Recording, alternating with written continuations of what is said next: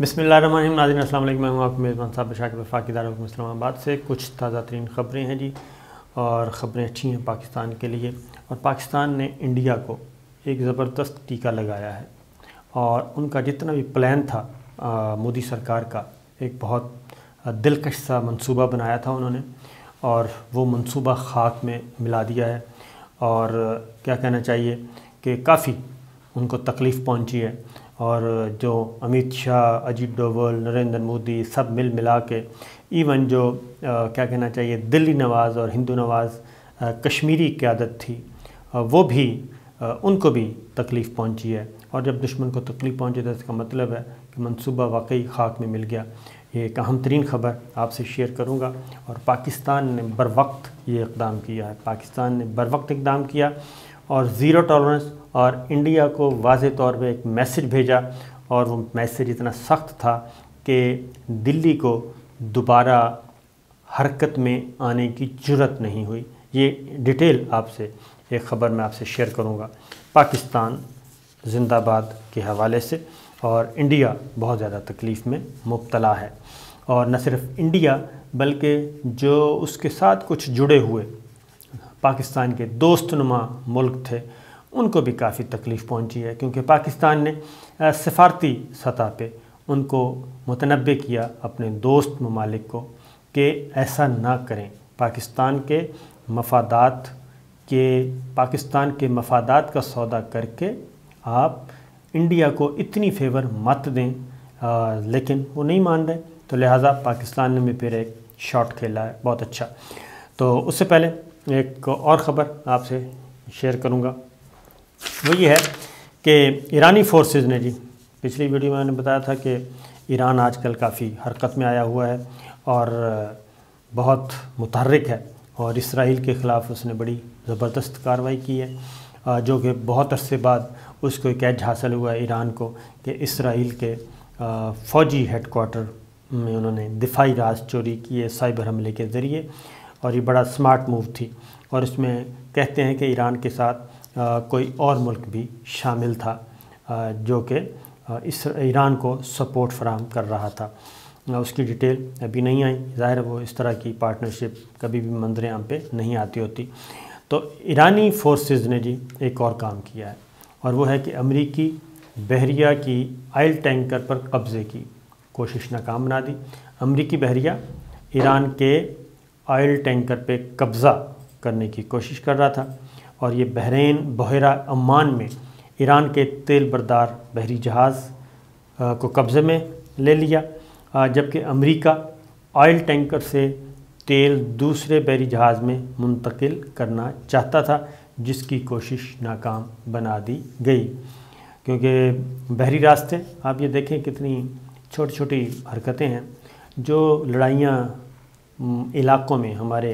गांव, देहात, शहरों में होती हैं, उसी तरह की लड़ाइयाँ ही ऊपर हो रही हैं। ये खा कोई आलमी ताकत हो, खा कोई आलमी ताकत ना हो, ये बहरा अमान ज़ाहिर है बहरी जहाज़ जो हैं वो तिजारती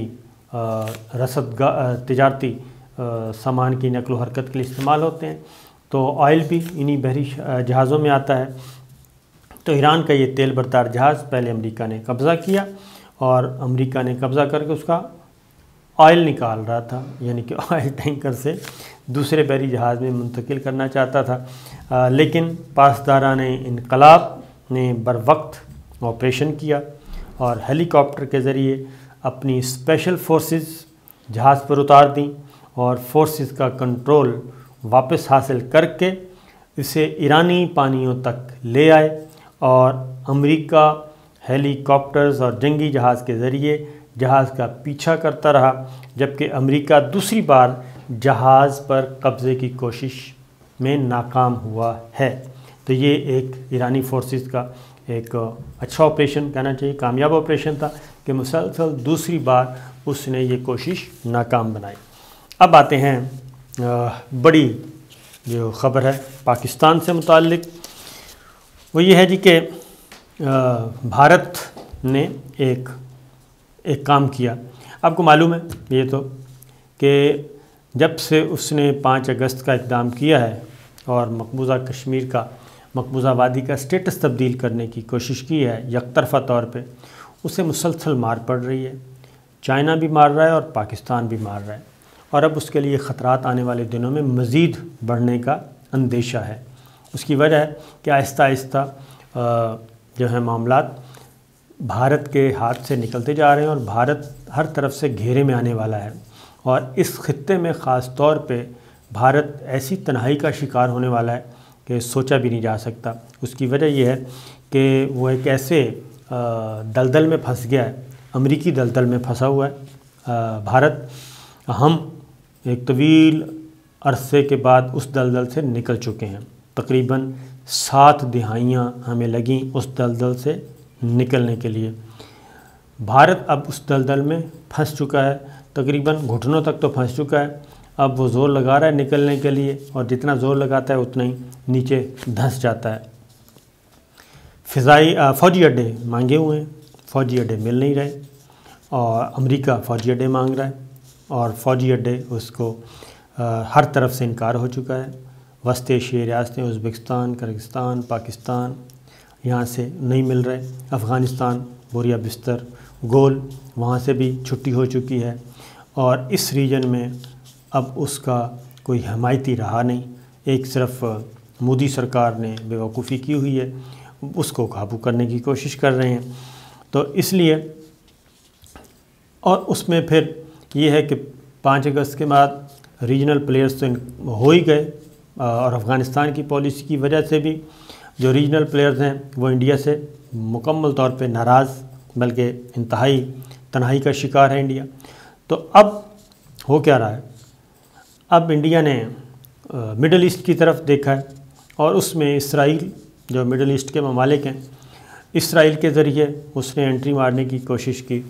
کہ جناب کسی طریقے سے وہ آ کے مقبوضہ وادی میں جا کے کوئی تھوڑا سا ہل جل پیدا کریں، اور کوئی بھی یہ بات ہے کہ سری نگر کو آباد کرنا چاہ رہا ہے، وہ سری نگر فضائی روٹ کو بحال کرنا چاہ رہا ہے۔ بہت عرصے سے سری نگر کا جو ہوائی اڈہ ہے وہ انٹرنیشنل فلائٹس کے لیے بند ہے، تو ایک طویل عرصے کے بعد اس نے دوبارہ پروازیں شروع کی، سری نگر سے شارجہ پروازیں شروع کی، اور اس کے لیے امیت شاہ خاص طور پہ آئے جی دلی سے، اور آ کے انہوں نے کہا، اعلان کیا۔ تو یہ پاکستان نے یہ منصوبہ خاک میں اس طرح ملایا کہ 2 نومبر منگل کا روز تھا، سری نگر اور شارجہ کے درمیان بھارتی ایئر لائنز کو اپنی فضائی حدود استعمال کرنے سے منع کر دیا، اور جیسے ہی پاکستان کے علم میں یہ بات آئی تو پاکستان نے خاص طور پہ بھارت کو ایک پیغام دیا کہ اگر پاکستان کی فضائی حدود کی خلاف ورزی ہوئی تو پھر کچھ بھی ہو سکتا ہے، لہٰذا وہ مسافروں کے بھی اور جہاز کی بھی ذمہ دار وہ خود ہی ہیں۔ تو ہوا یہ کہ انڈیا کی یہ پرواز ہے، گو فرسٹ کے نام سے ایئر لائن ہے، اور اس نے یہ کام شروع کیا، اور ان کا خیال تھا کہ چونکہ سری نگر سے شارجہ کی طرف جا رہے ہیں اور ان کو راستہ مل جائے گا، پاکستان رجسٹ نہیں کرے گا، لیکن پاکستان نے ایسا نہیں کیا۔ اب اس کے لیے متبادل روٹ کیا ہے؟ متبادل روٹ میں آپ کو بتاتا ہوں کہ یہ تھا کہ بھارتی شہر، پھر پرگئی گئی جی وہاں سے، پھر احمد آباد، اور وہاں سے عمان، اور عمان سے ہوتی ہوئی یہ شارجہ لینڈ کیا، اور اس سے اس کو تقریباً 1-1.5 گھنٹے کی اضافی مسافت کرنا پڑی، اضافی فیول استعمال ہوا، اور یہ پرواز جو ہے وہ کیا کہنا چاہیے کہ انتہائی مہنگی، فیزیبل نہیں رہی، اور اب یہ پروازوں کا جو سلسلہ شروع کرنے کی کوشش کی تھی وہ ہو گئی، خاک میں مل گئی۔ اس کی ریزن ہے یہ کہ یہ خبر کیوں اتنی بڑی ہے کہ پاکستان نے انکار کر دیا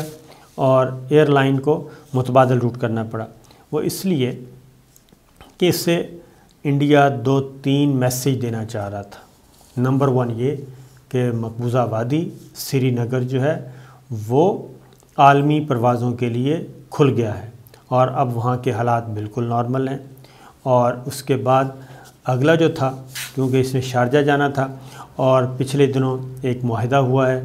MOU سائن ہوا ہے کہ سب سے زیادہ انویسٹمنٹ جو ہے اربوں ڈالر کی انویسٹمنٹ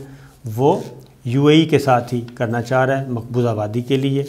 اور اگر یہ پرواز کامیابی سے چل پڑتی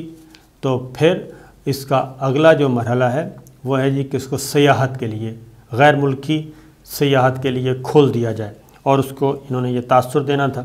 کہ جناب اب تو مقبوضہ وادی میں بالکل حالات نارمل ہیں، غیر ملکی سیاح آ رہے ہیں، شارجہ سے پرواز آ رہی ہے، اور شارجہ کے بعد پھر دبئی، اور دبئی کے بعد پھر دیگر مڈل ایسٹ اور دیگر ممالک کے لیے انہوں نے کھولنی تھی۔ لہٰذا پاکستان نے اپنی فضائی حدود استعمال کرنے کی اجازت نہیں دی، اور واضح طور پہ کہا کہ ایک ہی پیغام ہے کہ اگر پاکستان کا استعمال کرنا ہے فضائی حدود تو پہلے 5 اگست کو ریویو کریں 370 35A بھارت کا آرٹیکل، اس کو ریسٹور کریں، اور اس وقت تک کچھ بھی نہیں ہوگا۔ اس پہ یہ ہوا کہ یہ 2009 اور 2010 میں بھی سری نگر سے دبئی جانے والی کے لیے راستہ کھلا تھا جب معاملات ٹھیک تھے، تو ایئر انڈیا ایکسپریس کو بھی پاکستان نے روک دیا تھا، منع کر دیا تھا، اور اس لیے اب پھر ایسا ہی ہوا ہے۔ اور ہوا یہ ہے کہ دلی سرکار کو تو تکلیف جو ہوئی سو ہوئی، جو دلی نواز اور ہندو نواز جو کشمیری قیادت ہے، مسٹر فاروق عبداللہ جو ہے، ان کو بھی بڑی تکلیف ہوئی ہے، اور انہوں نے پہلے تو جب امت شاہ نے اناؤنس کیا تھا اس وقت مذاق اڑایا تھا کہ جناب یہ آپ اناؤنس تو کر رہے ہیں سری نگر سے شارجہ فضائی پروازیں، تو پہلے ذرا پاکستان کا بھی پوچھ لیں، ان کا بھی دل بدلا ہے کہ نہیں بدلا۔ اب جب ہو گیا تو انہوں نے پاکستان پہ تنقید کی ہے۔ یہ سب کچھ اس لیے ہوا جی کہ اتنی جرأت ہی کیوں ہوئی؟ اس کی وجہ یہ ہے کہ نریندر مودی نے جانا تھا G20 کانفرنس میں شرکت کے لیے، تو پاکستان نے نریندر مودی کی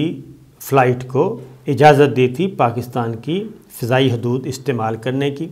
اور اس کے بعد جب G20 سے واپس آنا تھا نریندر مودی نے، تو پاکستان نے اس وقت بھی ان کو اجازت دی کہ آپ پاکستان کی فضائی حدود سے گزر جائیں۔ تو جب پاکستان نے یہ بات کی تو یہ ظاہر ہے ایک انیوژل اور غیر معمولی، اور پاکستان نے ہمیشہ اچھے اخلاق کا مظاہرہ کیا ہے، تو پاکستان نے اجازت دے دی، اور امت شاہ اور دلی سرکار نے سمجھا کہ اگر نریندر مودی کا جہاز گزر گیا ہے اور آ گیا ہے تو چلیں پھر ہم کمرشل پروازیں بھی شروع کر دیتے ہیں۔ تو ایسا کوئی میسج نہیں ہے جی، نہ ہی پاکستان نے کوئی اپنا فیصلہ بدلا ہے۔ تو نریندر مودی اپنی خیر منائیں کہ وہ پاکستان نے ان کو آنے جانے دیا، لیکن اس کے علاوہ کوئی آپشن نہیں ہے کہ پہلے 5 اگست کا اقدام واپس لو اور اس کے بعد کوئی اگلی بات ہوگی۔ تو یہ چیزیں جناب، اجازت دیجیے، اللہ حافظ۔